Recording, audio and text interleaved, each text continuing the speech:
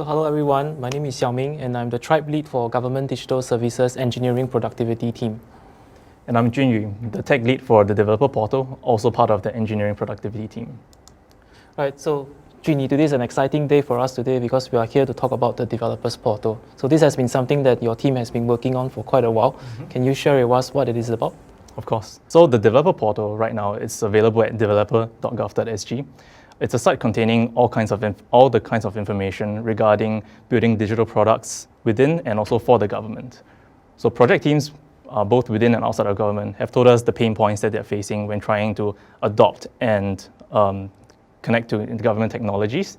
For example, they want to know what technologies are available for them to use, what policies govern their usage, and also what kind of other users or communities exist around these products. So we have made such information accessible to everyone through the portal. In addition, development teams in the government will be able to write the technical documentation for these products and also publish them directly on the portal in the future. So if you're part of a development team in the government, you can find out about the government's practices and technologies at the developer portal. And if you have technical documentation to publish, you can also reach out to us via the portal at developer.gov.sg. Well, that sounds really very useful. I remember as a project manager, I used to have to go through different portals in order to find information about government services and technologies. I remember this was quite a hassle because not only I have to rely on asking my colleagues who have been in the organization longer than myself for this information, and a lot of times I find that I have to find the right person to email, and I imagine it's even worse for our government vendors and partners who are working with us. Yeah, exactly. So how we find most information today, and we validated this with our users when we interviewed them as well, is through search engines, right, Google. And if that doesn't happen, if they fail to find such information, then that process becomes very scattered.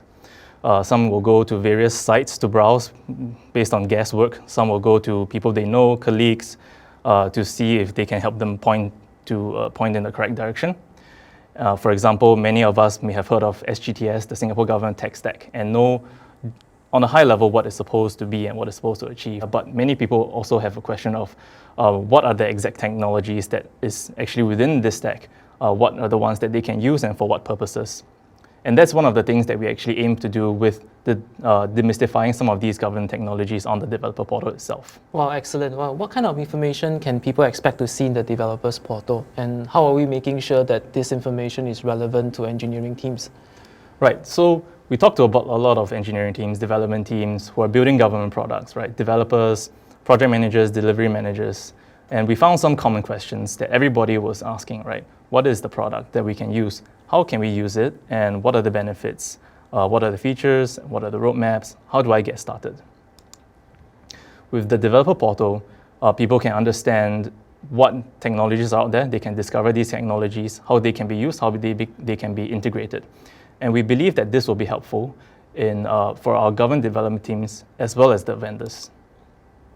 For example, many of the site's visitors are visiting pages that explain to them what different kind of technologies are, like COVID technologies or open source projects that we are publishing, and also what different technologies specifically do, such as the government commercial cloud. But I'm sure it's not just about information on our technologies that is relevant. When starting a new team or a project, one thing that I often hear from development teams is, how do I organize myself? How do I get started selecting the tools and the technologies that are going to be helpful for my project? And last but not least, I think the most common question both of us always hear about is what kind of policies applies to our projects. What are we doing about all this on the developers portal? So that's what we want to aim to achieve, to bring to the readers of developer portal as well. We have collected some great insights into engineering and project management practices from the industry, as well as several internal product teams such as My Careers Future, LifeSG, and we are sharing this with the public. Whether you are a government in-house development team or a vendor, and also in addition, we try to shed some light on the policy kind of environment teams can expect to operate in. So here are some examples of the things that we cover. We show how our teams employ things like design thinking, DevOps, or even culture and engineering teams to make sure that we are delivering meaningful, valuable products. And with technologies and guidelines on the developer portal, we are directly tackling inaccessibility of information on what tech teams can leverage on and how they can use these technologies, what policies they need to be mindful of, or simply who to approach if they have any questions. So we spoke to engineers, designers, product managers, delivery managers, and they have shared with us what are the things that they're doing to look for information on Google, intranet, or through word of mouth. And also with this accessible information, we are trying to tackle the frustrations, higher costs, and longer development times, and uncertainty that comes with project planning. Well, I couldn't have said that any better. And I think it's important that we are thinking of our vendors and partners, because I do believe that sharing information with them also leads to them coming up with better solutions and helping them to win bids. So Hsiao Ming, we've talked quite a bit about information, but as a developer, I am also very much into things like sharing code with other developers, going to meetups and events like Stack, and I think a good tech organization needs a way to build a vibrant engineering community around it. Would you like to share some of the community aspects of the developer portal? Yeah, you're absolutely right. And we have a community section inside the developers portal where from there you can actually contribute to some of the open source projects that GovTech and other government agencies are building. On that page, you will also see features about regular meetups, developer blogs, and special events. And through these activities and blogs, you can actually learn more about government engineering practices and maybe even get a war story or two. Yeah, so everyone can join our regular StackX meetups to hear more from government and industry engineering teams, meet like-minded folks, and of course share ideas, and everything is for free. Nice, free is always good. And we should also add that there is free food available too. Yes, free food is very important. So we have experienced speakers coming from both the government and the industry to speak at these meetups, but of course we have been running them virtually because of the pandemic. And if you want to experience some of the meetups yourself, please head over to these links. And we also have a Telegram channel where you can chat with speakers to get updated on events. And do keep a lookout for special events like Stack, which will be frequently updated on the developers portal too. So for those of you who like to read technical blogs and understand how various technologies are being put into use, we have a collection of blogs from various engineering teams. And you can also find access to open source code bases that we have made available on GitHub. So those have been pretty popular as well. And if you're interested to find out more about special technologies that the government has been building, for example, those that we have been using to fight COVID-19, there is a pretty comprehensive section there as well, which many people have been reading. All right, there's so much going on in the developers portal, so let's get down to the day-to-day business of the work of developers. So both of us know that engineers need a lot of details to do their work properly, and choosing the right government services or tools can sometimes be not straightforward. So when it comes to adopting technologies as a developer, what do you look out for? So many things. So this is something that we as developers encounter frequently. And of course, we also talk to a lot of developers out there as well in other teams. And we need to find the answers to a lot of questions whenever we want to integrate, pick up another piece of technology into our existing stack. For example, how much effort do I need to put into integrating this technology? What are the code level, architectural level changes I need to do? What interfaces are available to me and how something behaves, what edge cases there are. And also, many times actually engineers are just curious to understand how a system works behind the hood.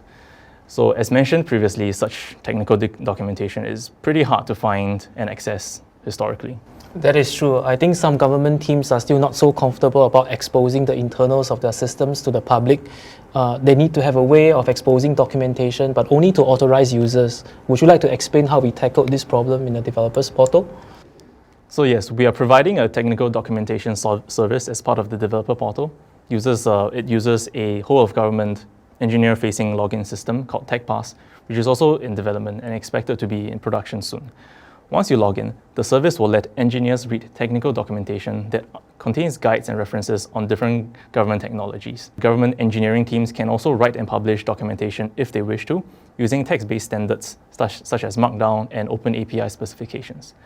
Readers can also use full text search and also log in to access privileged documentation, all for free. For example, as we can see here, we can see the sneak preview of technical documentation for SHIP, which is a DevOps tool for government development teams, and also Container Stack, which is a Kubernetes-based platform as a service that is also in development. These documentation are written in Markdown.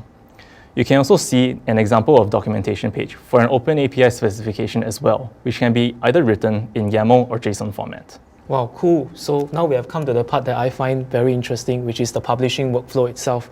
So I know you have done a lot of work to try to make the process familiar to developers, just as simple as checking in code. Would you like to walk us through that?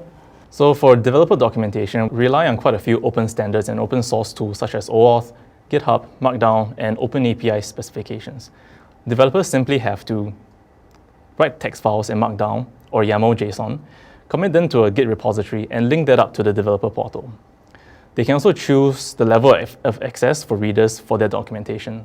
They can make it public, or put it behind a TagPass login, or even limit the email domains or individual emails that can access these documentation.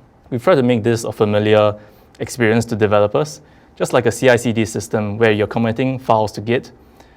But in this case, you log into the system, you connect that to your Git repository, and then once published, these documentation will be updated on every single push to that Git repository. And here's just a few examples of some cool features that we have. Syntax highlighting if you want to show code snippets, or if you want to draw diagrams, we support a cool function where you can write Markdown that gets rendered as diagrams directly using the Mermaid diagramming engine. Well, thank you, Junyu. So since we're all about sharing here, how about sharing with all of us some of the secret sauce behind the developers portal? So we make use of quite a few open source products, and our infrastructure is mostly based on AWS in the government commercial cloud.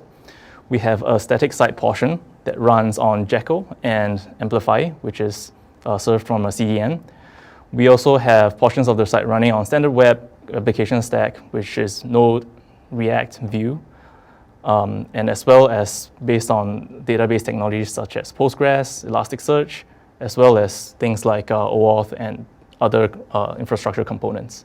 Cool, all right, so thank you all for listening to our talk on the developers portal. So you can visit the developers portal today for information related to building your project in and for the government.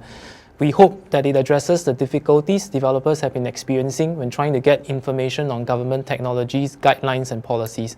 And we also like you to come on the developers portal and take part in our community events and activities.